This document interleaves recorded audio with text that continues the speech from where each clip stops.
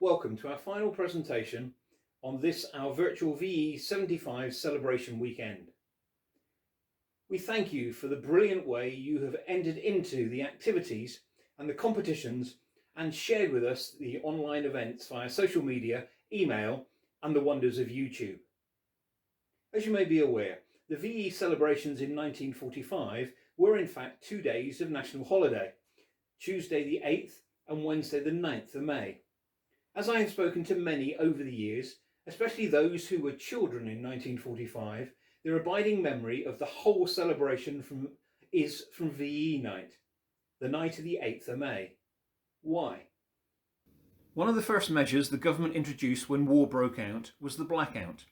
No street lights, no light to be showing from any window or doorway on your property. Torches, bike lamps and vehicle lights had to be fitted with a special grille to dim the light and point it downwards.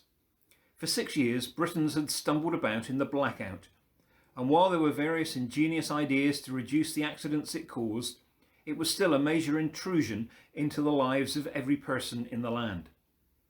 Early in 1945, as France had been liberated, inland towns were allowed to move to a dim out. This picture shows the Mayor of Bodmin switching on the lights for the dim out in January 1945. Places along the coast still had to observe strict blackout because of the danger of silhouetting shipping against the coastal lights for the benefit of German submarines which were still active. Thus Gorenhaven's blackout lasted until Wednesday the 9th of May when the government removed the restriction. However, in many towns and cities, the armed forces put on a spectacular light show using searchlights to illuminate prominent buildings and letting off all manner of rockets, flares and very lights to illuminate the night sky. This is what many remember as the time when the lights went on again.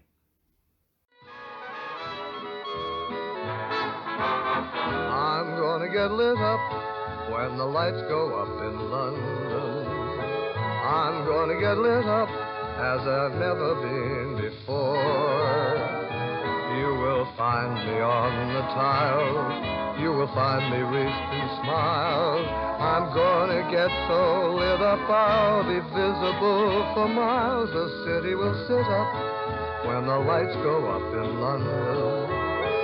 We'll all be lit up as the Strand was, only more, much more.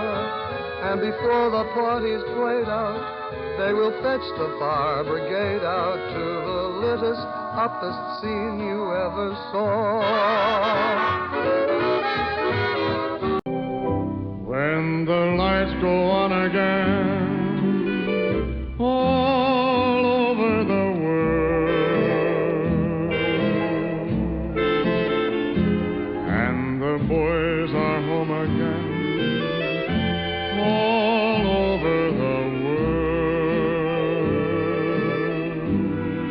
and rain or snow is all that may fall from the skies above. A kiss won't mean goodbye, but hello to love.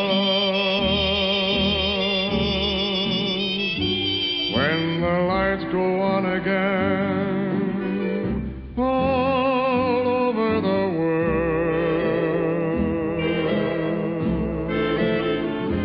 and the ships will sail again all over the world.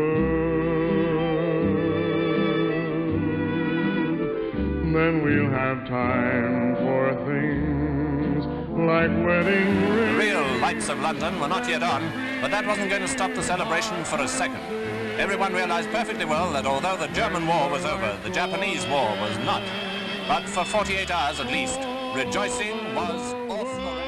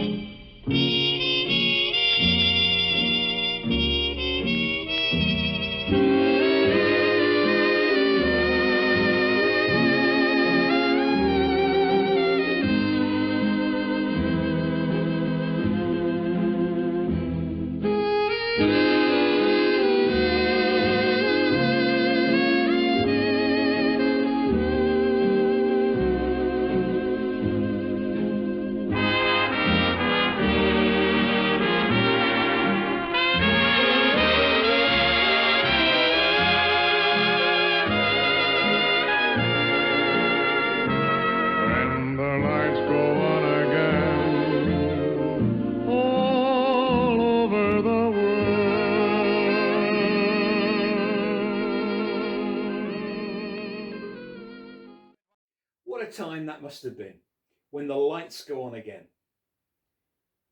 Maybe this weekend there's been a lights on moment for you.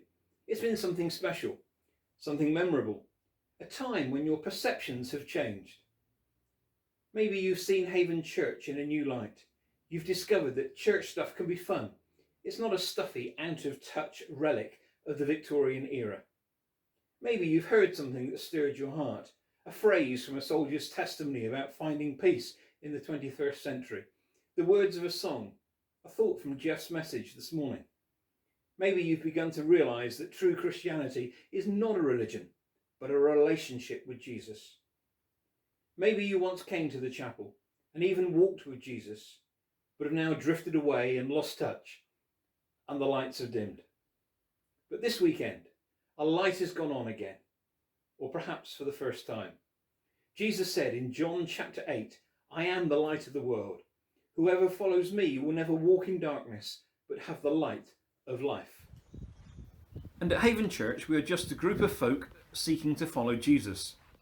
Our story is that we have felt his light shine in our lives, and he has transformed them by his redeeming love and grace.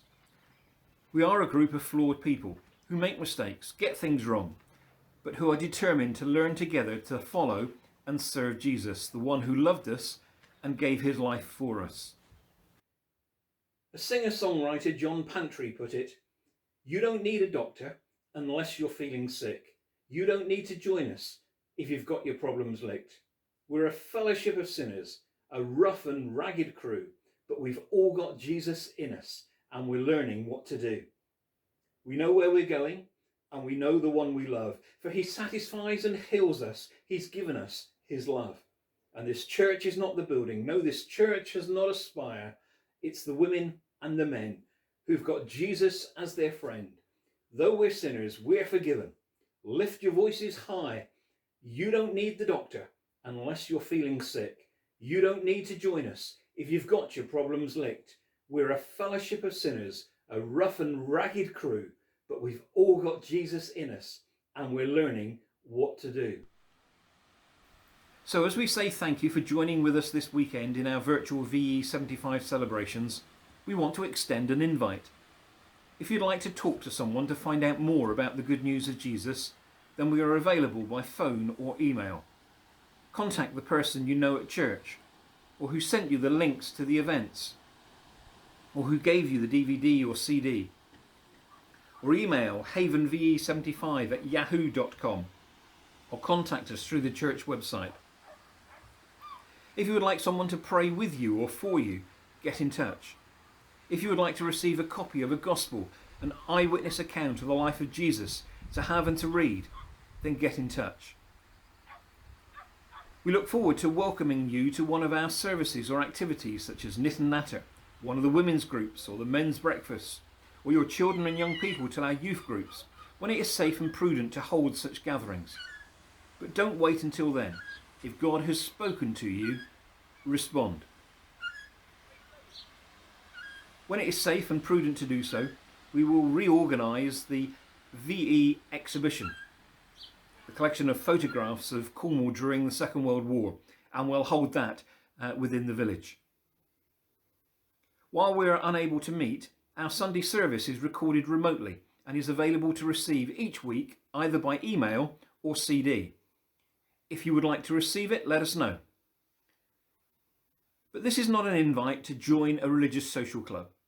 It's an invite to discover a relationship with Jesus Christ, the light of the world, who promises if you follow him, you won't stumble in the darkness, but will have the light of life. Many in that wartime generation who achieved a great victory 75 years ago knew him as their Lord and Saviour and worked to serve his purposes in defeating the evil of Nazism. Maybe we need to rediscover what that means for us personally and also for our nation. We need the lights to go on again spiritually and let the living Lord Jesus abide with us. As Henry Francis Lyte wrote in his evening hymn, "Change and decay in all around I see, O thou who changest not, abide with me. Who like thyself my guide and stay can be? Through cloud and sunshine, O abide with me. Hold thou thy cross before my closing eyes, shine through the gloom and point me to the skies. Heaven's morning breaks and earth's vain shadows flee. In life, in death, O Lord, abide with me." From all at Haven Church, thank you, good night, and God bless.